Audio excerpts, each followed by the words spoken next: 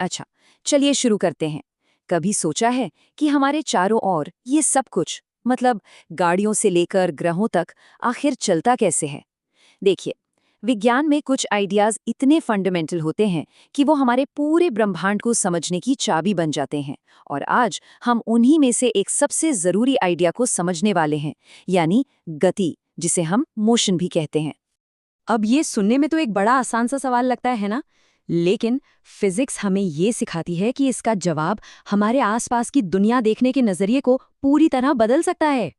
तो इस पूरे विश्लेषण में हम एक एक करके मोशन के सारे फंडामेंटल कॉन्सेप्ट्स को समझेंगे, और ये सब क्लास 9th के साइंस सिलेबस पर आधारित होगा। हम दूरी से शुरू करेंगे और एक्सेलरेशन तक, यानी त्वरण तक जाएंगे। तो सबसे पहला सवाल, हम मोशन को आखिर डिफाइन कैसे करते हैं? इसकी शुरुआत एक बहुत ही सरल लेकिन गहरे विचार से होती है कि सब कुछ रिलेटिव है, यानी सापेक्ष है। इसे जरा ऐसे सोचकर देखिए। जब कोई ट्रेन में बैठा होता है तो उसे बाहर के पेड़ हिलते हुए दिखते हैं, लेकिन जो इंसान बगल में बैठा है वो तो स्थिर लगता है। ऐसा क्यों? ऐसा इसलिए है क्योंकि गति को हमेशा किसी एक स्थिर बिंदु के मुकाबले में मापा जाता है, जिससे हम रेफरेंस पॉइंट कहते हैं। ठीक है, तो मान लिया कि एक ऑब्जेक्ट चल रहा है, लेकिन हम ये कैसे मापे कि वो कितनी दूर गया? यहीं पर दो बहुत जरूरी कॉन्सेप्ट्स काम आते हैं, दूरी यानी डिस्टेंस और विस्थापन यानी डिस्प्लेसमेंट।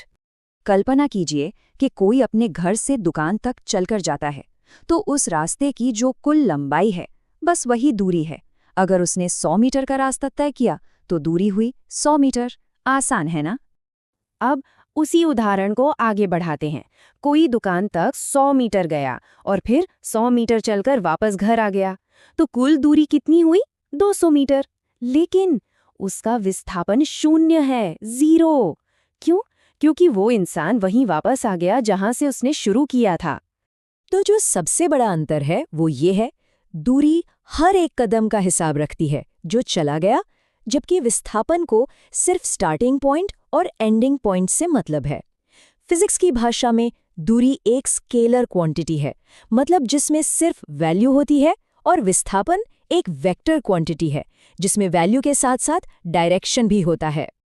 अब जब हम ये समझ गए हैं कि कितनी दूर, तो अगला सवाल क्या होगा? बिल्कुल सही, कितनी तेजी से। और इसके लिए हमें इक्वेशन में टाइम को भी लाना होगा। चाल यानी स्पीड बस ये बताती है कि कोई चीज कितने तेज चल रही है। जब कार का स्पीडोमीटर 60 किलोमीटर प्रति घंटा दिखाता है तो वो बस उसकी चाल बता रहा होता है। उसे इस बात से कोई फर्क नहीं पड़ता कि कार किस दिशा में जा रही है। वेग यानी वेलोसिटी स्पीड से एक कदम आगे है। ये हमें सिर्फ कितना तेज ही नहीं बल्कि किस दिशा में ये भी बताता है।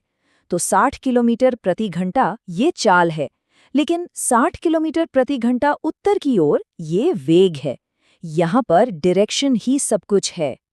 और ये अंतर असल में बहुत मायने रखता है। सोचिए, मौसम की रिपोर्ट में तूफान की सिर्फ चाल नहीं बताई जाती, उसका वेग बताया जाता है, ताकि पता चल सके कि वो किस तरफ बढ़ रहा है। अरे, हमारे फोन का जीपीएस भी तो सही रास्ते बताने के लिए वेग का ही इस्तेमाल करता है। लेकिन तब क्या होता है जब स्पीड या डायरेक्शन एक जैसे नहीं रहते?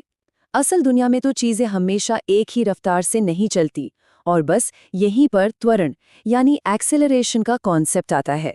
ज्यादातर लोग समझते हैं कि एक्सेलरेशन का मतलब है तेज होना, लेकिन फिजिक्स में इसका मतलब इससे कहीं ज्यादा है।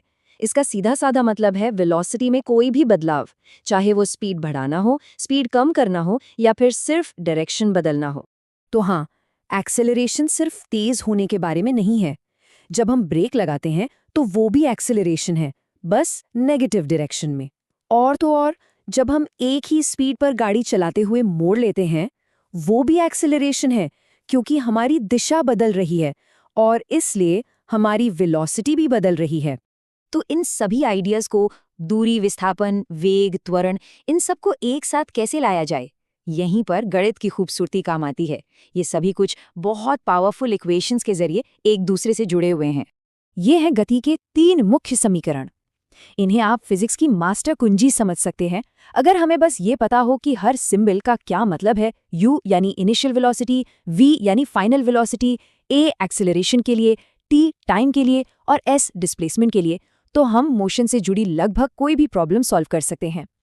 देखिए, इन समीकरणों की ताकत को कम नहीं समझना चाहिए। ये सिर्फ अक्षर और नंबर नहीं है। ये हमें एक तोप के गोले के रास्ते की भविष्यवाणी करने से लेकर एक ग्रह की कक्षा की गणना करने तक सब कुछ करने की क्षमता देते हैं। ये एक तरह से भविष्य में देखने जैसा है। तो हमने मोशन को डिस्क्राइब करना तो सीख लिया, लेकिन एक बहुत बड़ा सवाल अभी भी बाकी है। वो क्या वजह है कि कोई रुकी हुई चीज चलने लगती है या कोई चलती हुई चीज रुक जाती है?